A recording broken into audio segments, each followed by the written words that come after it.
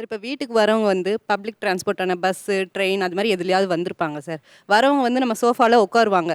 உட்காரும்போது பார்த்தீங்கன்னா, அவங்க இருந்துட்டு அப்போ கிளம்பும்பொழுது, அவங்கள நம்ம வெளியில போய் டாட்டா சொல்லி அனுப்பிட்டு உள்ள வரதுக்குள்ளயே பார்த்தீங்கன்னா, அந்த சோஃபால இருக்க கவர்லாம் ரிமூவ் ஆயி அது துவைக்கிறதுக்கு லாண்ட்ரி பக்கெட்க்கு போயிரும் சார். முழுக்க முழுக்க ஹைஜீன் தான். வேற இது ஒன்றும் இது டிஸ்கிரிமினேஷன் ஆனா எங்கிருந்து இந்த இந்த பழக்கம் உங்களுக்கு வந்துச்சு? 9, 10 வயசு இருக்கும்போது இந்த டிஸ்இன்ஃபெக்டட் விளம்பரத்துல இருந்து ஆரம்பிக்குது சார். அதுக்கப்புறம் தொடர்ந்து வேலை செஞ்ச கம்பெனி, மருந்து கம்பெனி, அங்க இருந்த விஷயங்கள்லாம் வந்து பார்த்தீங்கன்னா, சுத்தி எல்லாமே வந்துட்டு இன்னும் அதிகப்படுத்திச்சு. இப்ப நீங்களே எந்திரிச்சு போன பிறகு இதை உடனே எடுத்து துவைக்க போட்டேன்னு வச்சுக்கோங்களேன், அது உங்களுக்கு ஒரு மாதிரி இருக்காதா?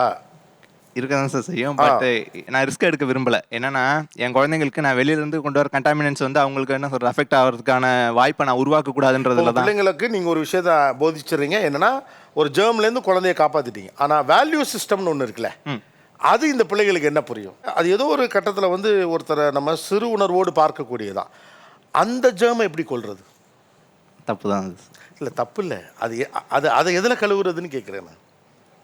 என்ன பண்ணா அந்த கிருமி போகும்?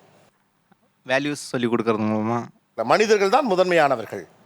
அவங்க சின்ன ஆளா இருக்கலாம், பெரிய ஆளா இருக்கலாம், விருந்தோம்பல். எப்படி வேணாலும் இருக்கலாம். விருந்தோம்பலை விட மனிதர்கள் முக்கியமானவர்கள்னு ஒன்று இருக்குல்ல, அவர்கள் முக்கியமானவர்களாம் கிடையாது. அவன் போன பிறகு அவன் உட்காந்து இந்த இடத்த நம்ம வந்து இது பண்ணலான்னு ஒரு கிருமி இப்போ அந்த பிள்ளை மைண்டுக்குள்ளே போயிருக்கும்ல. ரெண்டையுமே அந்த பிள்ளை பார்க்குது. ஒன்று ஒரு கிருமியை கொன்றதை, இன்னொன்று ஒரு கிருமியை நீங்கள் கொல்லாமல் வைத்திருப்பதை, உருவாக்கி இருக்குது. உருவாக்கி இருப்பதை. நல்லா புரிஞ்சு அழகாக சொல்கிறீங்க நீங்களே இல்லையா?